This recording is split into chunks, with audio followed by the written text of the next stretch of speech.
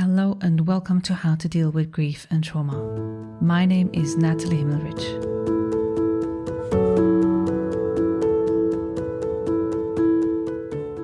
Today I speak with Domenique Rice, who I have come to know as part of the Instagram community of bereaved parents, supporting one another in the Grieving Parents Support Network. People come and go in this community, but Domenique has stayed actively involved and developed the voice to be noticed, creating stillbirth awareness in honor of her son TJ. She says, I need to parent my son and honor where I'm at.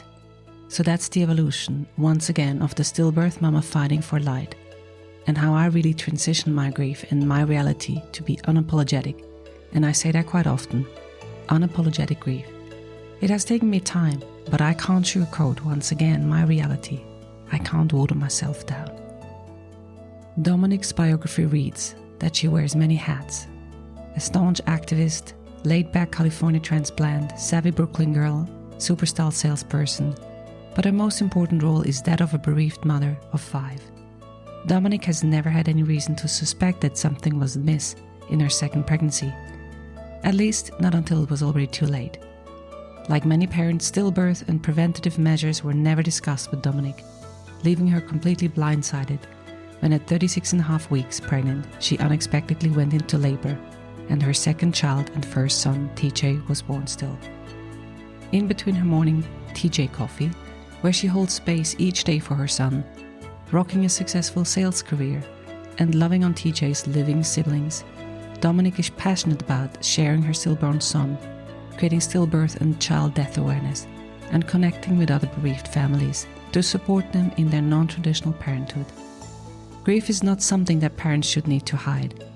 Stillbirth affects over 23,000 families each year, and Domenique is not willing to stand by while any of them are silenced for one moment longer. Feel free to connect with Domenique on her well-regarded Instagram account, stillbirth-Mama-fighting-for light, where she's actively breaking down stigma and dropping knowledge to prevent stillbirth from happening. In today's episode, we discuss grieving out loud and the unapologetic love for TJ. Domenique shares how she parents her dead child and how she uses social media to talk openly and connect to other like-minded people. And last but not least, the difference of grieving between partners and how to support one another. Please enjoy today's episode. Beautiful to see you here, Domenique. Thank you for spending some time with us on this podcast. How are you today? I'm here today. I'm present. I'm showing up, and I'm so happy for this opportunity to connect with you. So thank you so much. And I'm aware that as of recording this, it's just been 5 years since TJ has died. And I'm aware of the significance of this time that we're doing this recording. And I'd love to have you share a little bit about your story of grief and loss. Thank you so much.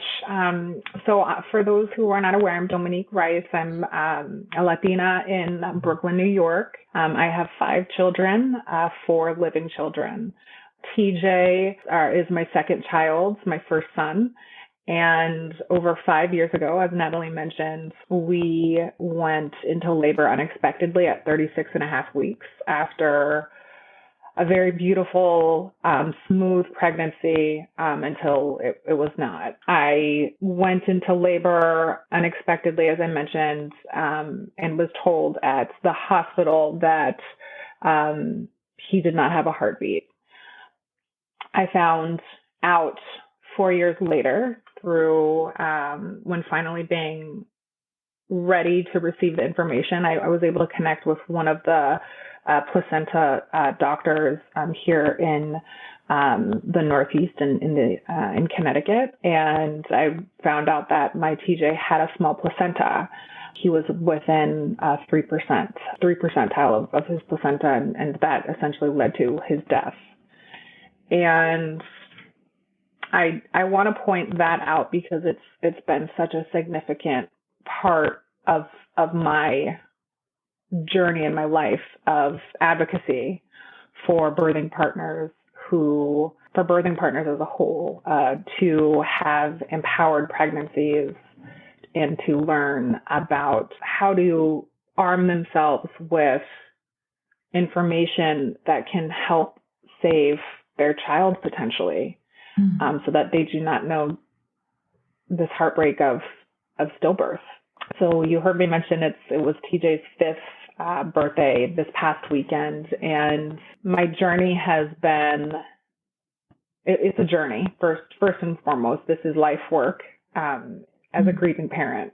And I'm so very appreciative to be here connecting with you and all of those that are listening. And I do want to highlight that I'm so thankful for individuals like you who have really helped birthing partners like myself be connected with each other and to realize or recognize that we aren't alone in our grief, in our parenthood journey, that we do not have to live life one certain way, and that our relationship continues to evolve.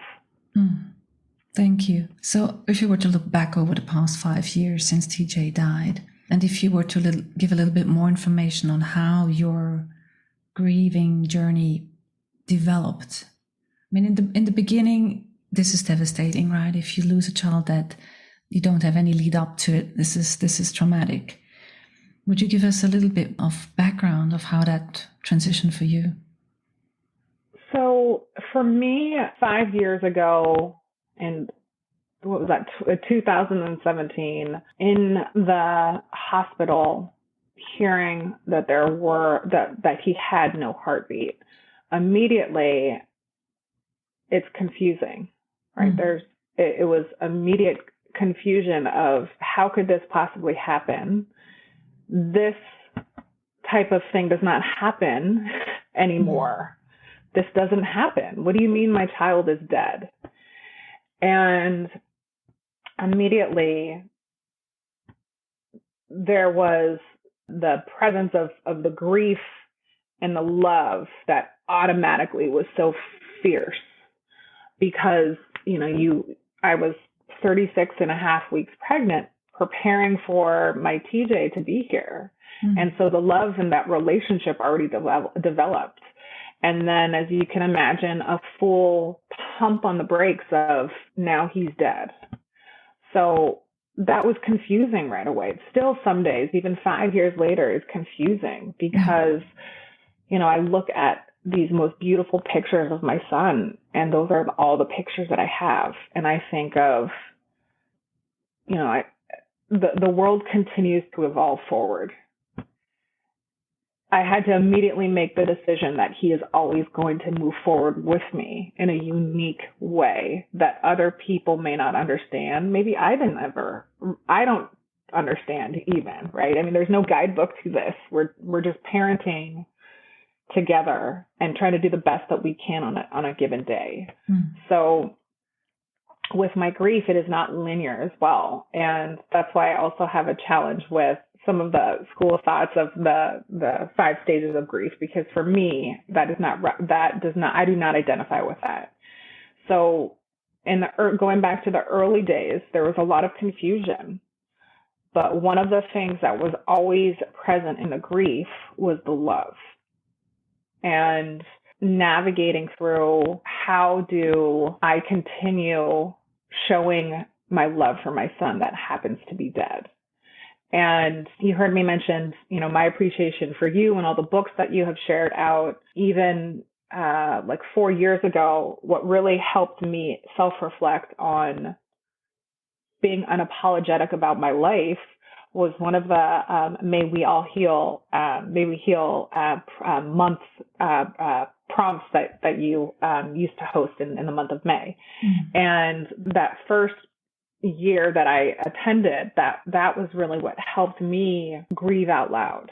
That gave me the permission for myself to say all the emotions that are occurring inside, I can share them out unapologetically, because within that first year, so many of us may experience people not being able to receive our reality. It may be too much for them. And I came to that realization that even though it may be too much, that's my truth. I'm unapologetic about my love for my dead son who did live and lives on with me and our family. He moves forward with us. Yeah, you described that beautifully. And one of the topics that I always have to go through with my clients is the topic of how do we parent a child that is not physical, because that's not neither something that we've learned or had if any role models to, and it's not something that fortunately we want to learn. But then there comes a time when we have to, and it's this parenting of a non-physical place in our lives where there is love, and you might have heard that statement, grief is homeless love. But how do we do with the love when it's still there? It just doesn't have a physical home to go to. So describe a little bit, how do you live that love for TJ? It's hard. It's a daily practice. So you heard me mention that he has living siblings, and parenting a living child has the daily demands. And I find myself thinking and pausing when his siblings are not around about his love and how I parent him, and how do I show him that love on a daily basis? I try my very best to be intentional every single day. I actually start my day with coffee, which I actually have here. And one of the routines for me has evolved on what I refer to as intentional, like TJ coffee. A little backstory behind that: I have always loved coffee. Whenever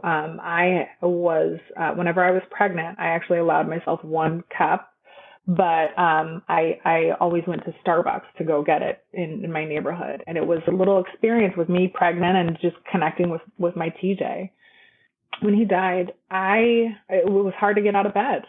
It was hard to get out of bed. And it's within the first few days of returning from the hospital, my husband made coffee for me and brought it to me in bed. And he said, he reminded me how much of an experience coffee was. And he said, here, just when you're ready, you can get out of bed when you're ready. And I remember being on my bed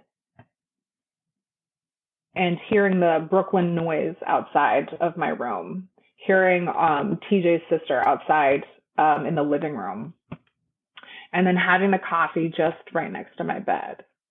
And I thought, as, tears were coming down, I have to find a way to physically move forward, or physically hold him in my heart and move forward through this experience.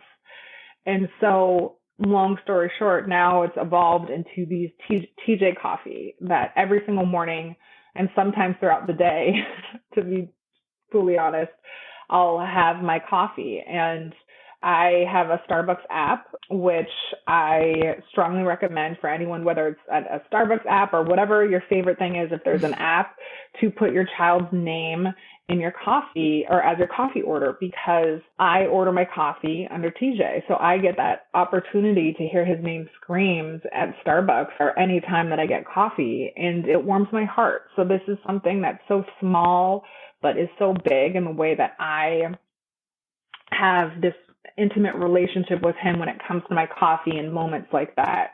And it's really helped me. I'm in sales, and transitioning back to what I refer to as the real world is can be difficult. And for me, it also became a sense of comfort when I needed a break from, regular people, and, needed to excuse myself and say, I need a coffee. It felt for me somewhat as like a sense of security to have my TJ present there with me doing hard things in the real world. That's one example. I also am a big advocate of running and music, because when I was pregnant with TJ, I actually ran and we listened to Latino music, a handful of different types of Latino music. And it's just that movement is I'm connected to. So this past weekend, celebrating his 5th birthday, I ran 5 miles, and it wasn't pretty in the sense that, it was hard. It's hard, but I listened to the music. I paused. I tried giving myself the space to let emotions come. And yes, I cried, and, I'm glad that I was able to do that. And I continue to have moments with him in movement. And that can be just, as a reminder that he is here with me, just in more of like a spiritual way. I'm really impressed with the rituals that you're describing, and I can almost see them physically, how they evolve. And to your coffee story, it almost seems like coffee and TJ have become a thing that goes together, is like one, right? Yes, I actually have people that I've met in this community that send me pictures of their coffees with TJ. They've adopted the TJ coffee and with their child, and it warms my heart because some days may be a little heavier, and to receive a picture of someone thinking of your child can provide that little lift. Beautiful. Yes, I can totally agree, especially with the mentioning of their names, which doesn't happen as often as you would if you have a living child. It's important to make space that you can have that name and that symbol in your life. What would you wish you would have known at the beginning of your grieving and healing journey? That it's okay to be unapologetic about it. I think 5 years ago, I didn't see very many people like myself. I didn't see Latinas openly sharing their realities. And I wish I would have known back then that it's 100% okay. And that's also what has been my driving force of being as open as I am, despite how others may interpret that. Yeah, that would be my next question. I mean, I gather that from the experience that I have and my clients have, there can be quite a lot of reactions to recommendations, to expectations that people have around us in their attempt of making you feel better, or in their helplessness as well. How do you deal with those reactions that you get, given that you are also quite public about it? I try very hard not to think about other people's expectations. And with that, accepting that relationships have completely changed because of grief. And the person I was 5 years ago is dead. She's dead. And I'm okay with that. I've evolved. She's evolved into something else. And it's other people that have the challenge, and that's their problem. I guess that's the best way to put it. And I laugh because it's taken me so long to get to that point. But, unfortunately, sometimes that means family. Sometimes that means family is not ready to receive the person that you are in your reality, right? They want to put your grief in a little box. They care, but they don't know how to care for the individual that you have become. And accepting that is once again part of life work. In my opinion, for me, it will be life work. Because I also had expectations of family or friends that would be present consistently, and they haven't been.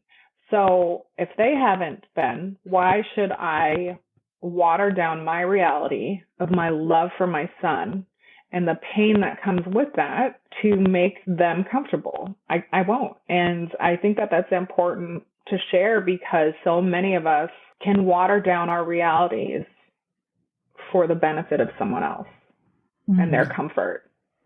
That's a beautiful way to describe it. Water down our reality and our authenticity. And if their authentic way of grieving is to share unapologetically about your love for your son, then this is how it is. I mean, for others, it might be a different version of whatever that is. Can you tell us about a time when you didn't or couldn't or wouldn't grieve or heal, and why? Well, I think that first year, even looking back, was so challenging in the sense of sharing my reality. So I ended up, after about a few months TJ died, I realized that I could not be truthful on my previous Instagram page, which was my previous Instagram page. I realized I couldn't be truthful about my grief, my reality. So I started another page, which is my Stillbirth-Mama-Fighting-for page. I started it not thinking about, it was more so just to follow people, to connect with other individuals, to see how other people live this life as a grieving individual. And it took a few months to realize that I was suppressing my reality and that I could put it out in the world into my, as a journal, as my grief process.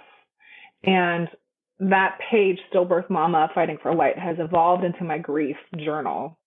It's been a way for me to highlight some of the reality that in the early days I wasn't supported, or I did not feel supported at the time to be that transparent, that authentic. Whether it be because of my husband and recognizing that my reality was just too extreme for him, or even my mom or my siblings, or actually, yeah, I think that group specifically. And I had to come to a point where I said, that's great, but that's for all of you to process. I can't worry about how you're going to receive me. I need to parent my son and honor where I'm at. So that's the evolution, once again, of the stillbirth mama fighting for light, and how I really transitioned my grief and my reality to be unapologetic. And I say that quite often, unapologetic grief. It's taken me time, but I can't sugarcoat, once again, my reality. I can't water myself down. I actually, even 5 years later, sometimes have this conversation with my husband when, he may, actually it was just this weekend, reminding him that through the tears, there is still happiness. And I'm not going to stop my tears if they come. There is sadness and there is also happiness. And for some people, it can be hard to hear that, right? It doesn't have to be one or the other. Sometimes it's like 10 or 20 different emotions at once. And that is okay. That is okay. Yeah, I always say emotions are not dangerous. They come and go. They're intense. And especially with a significant loss, they are really intense. And they're intense for, especially at the beginning, for 24/7. And this is experience that people potentially, most likely, never have had before until that significant loss. And then it comes like a tidal wave. And then they have to deal with that. You were talking about your husband, and you mentioned your mother and your siblings. How do they deal with your unapologetic grief now? Do they get access to your Facebook, to your Instagram page, or not? So my husband has been great, and we've had to have some significant conversations in the past 5 years, specifically that first year and a half, when I think there had to be an understanding, an agreement, and a respect for our process being completely different. That has really been the most important thing for my husband and I, and sometimes I find that the agreement needs to be rediscussed, right? So some things may be too raw for him at a given point, but it's not for me. This is, once again, my reality. So I cannot be concerned about how he's going to receive me if I'm going to be standing in my truth. And I can't get mad with him if he has a certain reaction. And it takes a lot of work. It takes a lot of work. It's no surprise that, families have some significant challenges because you grow in a different way. And if there is no respect for the evolution, then you just won't survive. Yeah.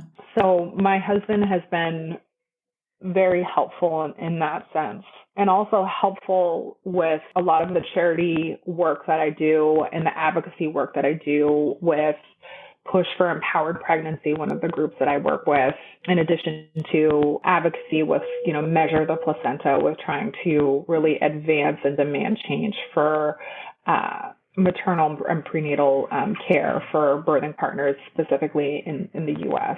He's also, with that, he's tried supporting me in the sense of things that he excels in, and that's like business, entrepreneurship. So he'll try and provide that type of support. And although it may not be as unapologetic as I am with words, he tries to support in that aspect. And so I really let him kind of lead in that, because that's also evolved in the sense of how a way that he supports parenting TJ. So yeah. I think it's taken a while, and I know it's life work once again. Yeah, I appreciate that you described the differences between the way your reality is in regarding to parenting TJ and the way your husband's reality is.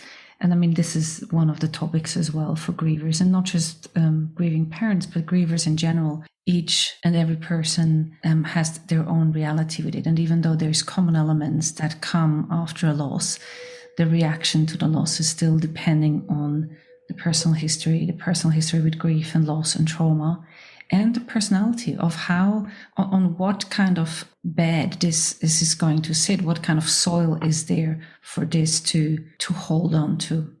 Now, you mentioned a couple of resources that have helped you. You mentioned the charity work that you're doing. You also mentioned your rituals. What other resources or insights have helped you in the phase where you might not have been so unapologetic yet? What has helped you? You know, one of the groups that I haven't mentioned yet is Return to Zero Hope. And I know that, I think it was maybe 6 years ago, Kylie had a retreat in Australia, right? I think that's where, yeah. And I believe you and a handful of others in the community attended. I had the opportunity of attending a retreat after about a year and a half of TJ, after TJ died. And that was such a pivotal moment for me to self-reflect and really explore further the connection with TJ from a spiritual sense. I used to be very religious, and then, with TJ's death, that transitioned to being more spiritual and having one of the significant pieces of that is being connected to nature and really craving being in nature and as part of my grief. But with that, I was able to really explore that through Kylie and her team. And I can't recommend enough being able to give yourself, if you can, the support of attending a retreat or attending a virtual support group. Kylie and her team have a handful of different opportunities where you can scholarships and a handful of different resources just online. But yeah, that's another group that I attribute a lot of my healing and growth to. Another resource that anytime I get the opportunity to share with a birthing partner that just had a recent loss that even happens to be at the hospital, please go to this website or Kylie's website, because she goes in detail on a few different tips that you can essentially explore or incorporate within the first 24 hours to really support your time with your child. Mm. So for those who are listening, we are going to put all of these links into the show notes. So if you want to check out the links that Domenique mentioned, you'll find them in the show notes. What would you recommend others about their journey if they're maybe just in the early days? There was some kind of advice that you would want to impart them with. I think the biggest piece that I'd love to connect or express is, first and foremost, I'm so sorry that you're here, and I want to express that you have a community, that you are not alone in this, and that you can parent any way that you want, and that will evolve, and you cannot compare your grief to everyone else's, and you can't allow other people to compare your grief to anyone else. You have to just be present for yourself and make sure that you are showing up for yourself. And lastly, love is eternal. That's beautiful. It's interesting, listening to my podcast guests, I hear certain elements repeated, and love is eternal or love never ends has been one of those things. So I'm glad to hear that. In terms of the community that you mentioned, I mean, as we know, and we're going to put that link there as well, you have a lot of community aspects through Instagram. And then you also mentioned Mayville Hill, and you mentioned Kylie's groups. We're going to put those links, as I said, into the show notes for people to find them. Are there any other ways that you would tell people go there to find your network or your support? Push for Empowered Pregnancy is the group that I mentioned that I work very closely with. I'm one of the co-directors for communications. We support other birthing partners, empowering their pregnancy with information, and essentially a group where we have tried getting all the different organizations out there, all the different charities that are in the stillbirth space, the maternal health space, and we're trying to get them all together as a little hub, because right now it's all very siloed. And as we all know, in order to really demand change and decrease the rates, the horrific rates of stillbirth, right? We, in the States, for a frame of reference, 23,000 families experience stillbirth in the States, which is absolutely horrific. And that has not changed. That rate is it's horrific. So the only way that we can demand change is if we try and unite as many groups as we possibly can. So I would definitely recommend going to Instagram and following us. And we are actually, for those that are in the States, are going to have a big march in Washington, D.C. on October 15th. It's called the Big Push. And you can receive a lot more of the information there on our webpage as well as Instagram. And we have a handful of different charities that will be contributing as well or participating. Wonderful. Great. So we're going to put that there in the link section as well. Go and check out also Domenique's Instagram page. She's very beautifully unapologetic, grieving. So thank you so much, Domenique, for all the authentic sharing and all the, in your words, unapologetic way that you celebrate your motherhood of TJ. If you're ready, shall we end with the rapid fire questions? Let's do it. As you know, and those of you listening, these are the questions that I'm going to end and ask every one of my podcast guests. And they're just 5 sentence starters, and the podcast guests are going to finish them. So the first one, grieving and trauma means? Life work. The second one, healing means? Everlasting commitment. What I have learned about myself in the light of loss and trauma? That I'm fabulous.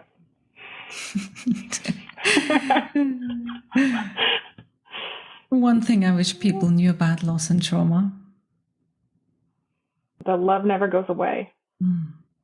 And the last one specific thing that has changed since my loss and trauma that I wouldn't want to miss is? Learning who can stand with me and who can help me rise. Beautiful. Well, thank you so much, Domenique. I really enjoyed our conversation, even though this topic is not one of the entertaining podcast topic. I really do appreciate the light and hope that we bring with these conversations to people who have experienced grief and loss. So thank you. Thank you so much. I really appreciate it. Thanks for listening to How to Deal with Grief and Trauma. If you'd like to be updated on future episodes, please subscribe to our newsletter on nataliehimmelrich.com. If you need grief support, please contact me for a 30 minutes free discovery session. How to Deal with Grief and Trauma is produced and edited by me, Natalie Himmelrich.